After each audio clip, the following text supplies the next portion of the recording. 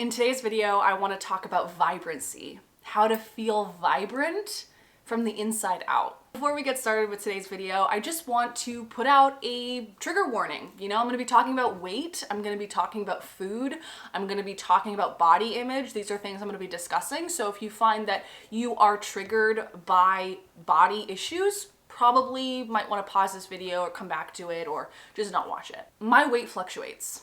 My weight goes up and down. I'm constantly asked when my baby is due. I am constantly asked if I'm pregnant. I have a pooch, I have a big belly, I've got big hips, I've got big thighs, and I love my curves. I celebrate my body and I really respect it. So what's the point of me saying all this? Well, I think it's really important to know where I'm coming from. I've never had a story or an attachment or a mental fixation on my body and what it needs to look like. I've never been on a diet. I've never, told myself that I need to be exercising every day or that I need to look a certain way or that I need to lose weight. If I feel not right, then I make small adjustments and small habits. And we're going to talk about those habits and those tangible ways that I've been able to feel better and feel vibrant from the inside and how that's impacted how I look on the outside. All right, here are my step-by-step best tips and habits for feeling vibrant from the inside and out. Number one, stop placing importance on looking good, but rather feeling good. Notice what foods give you energy and what foods take away your energy. Notice the foods that you go to when you're sad, when you're angry, when you're depressed, when you're feeling unmotivated. What are those habits? And also observe and data collect the foods that make you feel lethargic or feel sluggish or feel tired. What are the foods that drain you of all the energy and vitality that you have? And start noting that. Our bodies are always telling us what they need. Like our body is constantly signaling to us, sending us messages, giving us little feelings, little pings of, hey, I don't like this food makes me feel like crap. So listen to it. Honor your body, honor your physical host of a shell that is telling you all the time what it wants and what it needs. Your body might crave apples, or maybe it just wants water.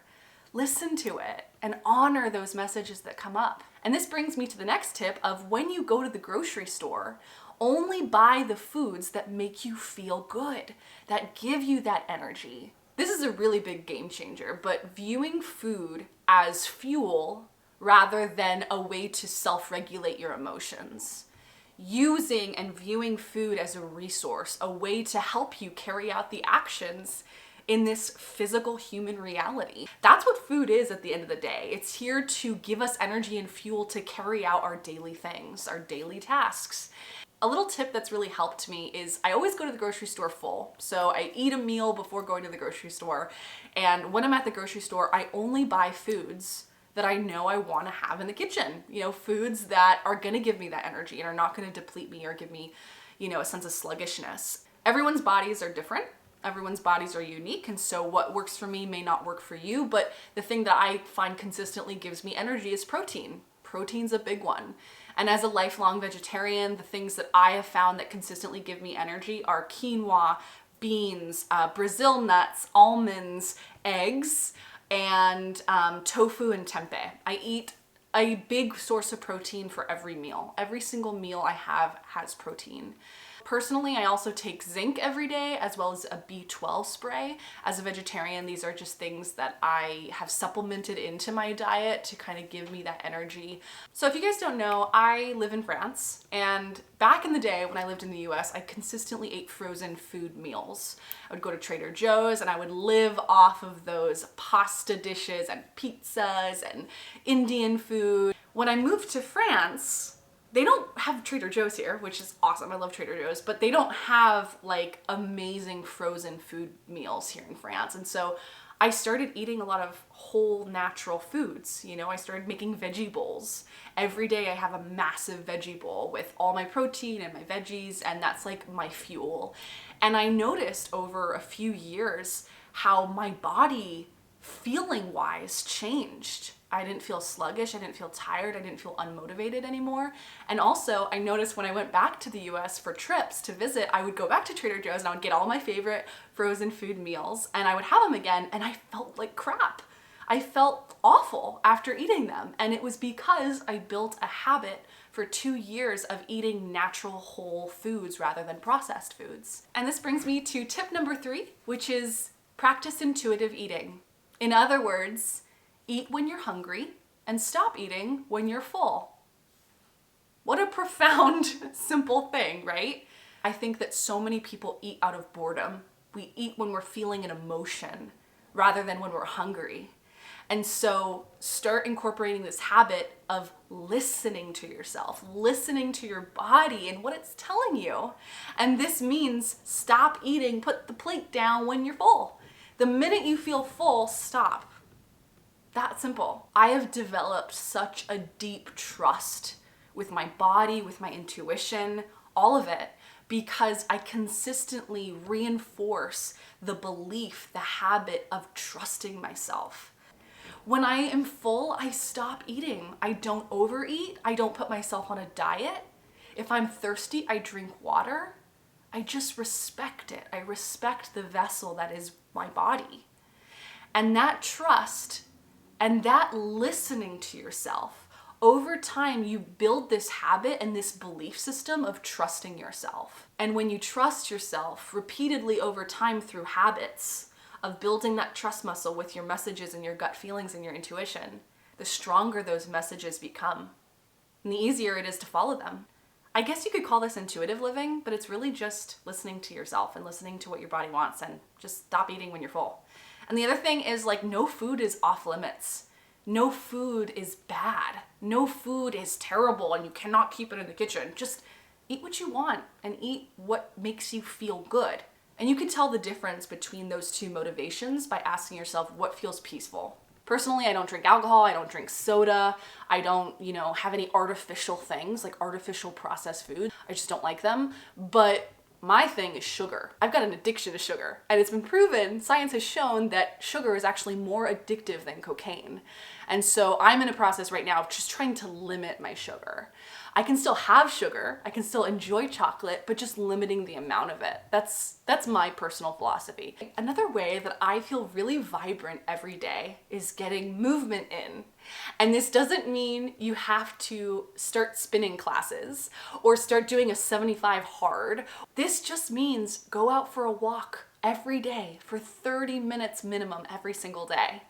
There is no better exercise in the world, I think, than walking. Every day I go for a 1 to 2 hour walk around my suburban town in my neighborhood, and I feel so good every time I go for a walk. For me, one of the things I really love to do that makes my body feel so alive and good is I put on some music. I put on Spice Girls and I dance around my living room and I clean up the house. I start putting things away, clearing up the clutter, and put everything in its place and dance as I'm listening to Spice Girls, and I feel so good. There's also something so joyous about putting on fuzzy socks and sliding across the floors back and forth in your kitchen or your living room. Like, there's nothing more fun than sliding on your floors. So fun, especially with music. Great. And another tip, keep moving. This is so simple, but if I see a mug that's left out on a table, I will pick it up, I will get up from the couch, pick it up, and put it in the sink. If I see something on the floor, I get up and I move it. If I need to get something, I get up and do it right away. Another thing I really do that helps me stay vibrant is the minute my alarm goes off in the morning, I get up. I used to lay in bed and, just sit there and chill. I would meditate, and I don't do that anymore because being in bed for long periods of time in the morning just doesn't make me feel vibrant, doesn't make me feel alive, sets my day off, starts it off on a weird note. Something that might help you when you get out of bed in the morning is put on music or a podcast or something that kind of transitions you easily into getting up and doing something. Sometimes that might look like listening to your favorite podcast or listening to some music that really makes you feel good, but find an easy transition to get you from the bed and out. And start that day from a place of energy and vibrancy and aliveness. Another thing that really is a game changer in terms of feeling vibrant in your body is drink water. Drink water right now. Right now. If you're watching this, get up, stop, go get a glass of water and come back. I'll wait. There are little habits you can do to give yourself more energy and vitality. One of them is switching out your hot chocolate or your alcohol or your juice or your soda for water. Even just making this simple little tweak of going from hot chocolate to tea.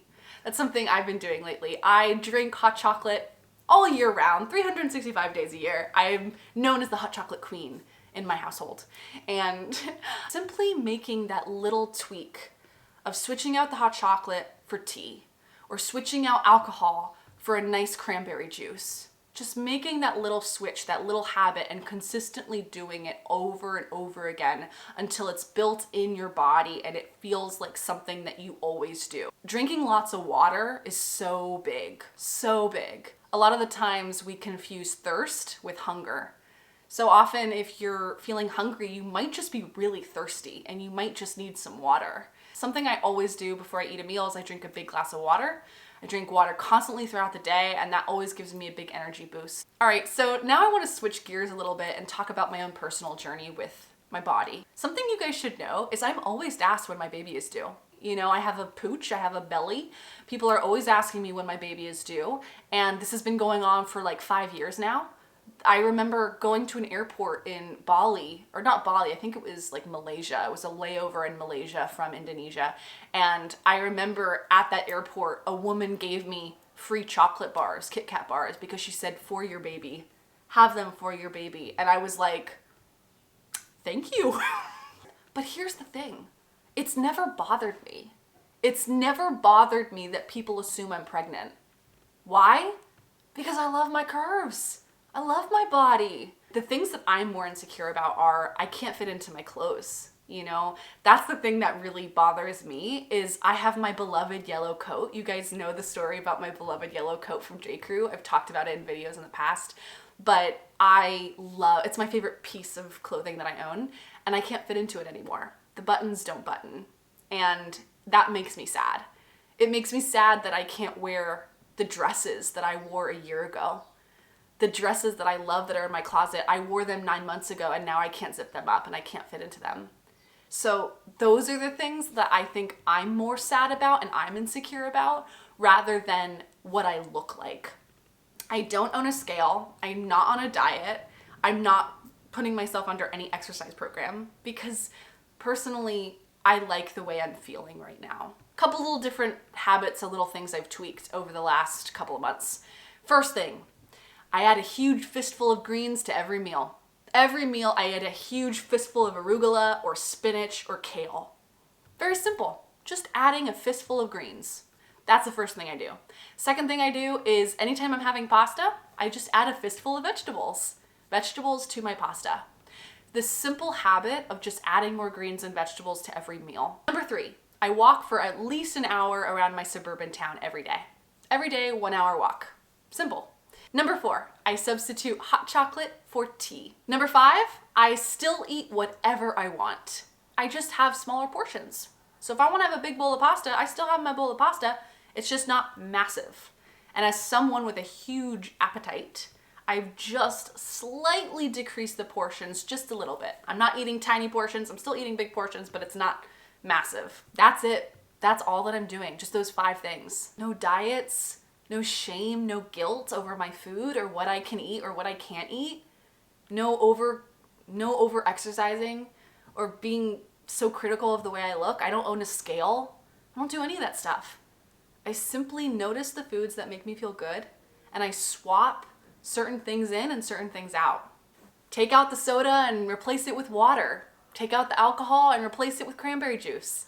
Just make those small tweaks and notice the foods and the drinks and the things that you're consuming, how it makes you feel. Do what intuitively feels right to you. Your body is your shell, it's your host, it's this physical container that is helping you carry out all that you want to do on earth. And so by honoring it and respecting this beautiful shell you have, start treating it right. By giving it the foods and nutrients that it wants and moving at the pleasure of your soul, at what feels good for you. So these are my thoughts on physical health, body, food. I don't make content like this often. You will not see much content on this topic personally, just because, again, I don't have a story around this. This isn't a passion of mine. I don't have any mental fixations or attachments to food or exercise or physically how I look. Although I do like clothes. I do like really cute clothes and how to express. But, you know, the food and stuff, the food nutrition world, the health world, it's just not my thing. I do believe in intuitive living. and intuitive eating and doing what feels intuitively right for you is the best thing you can do for yourself. All right, so that's it for today's video. I hope you have a magical day, and I will see you guys next time here on the channel.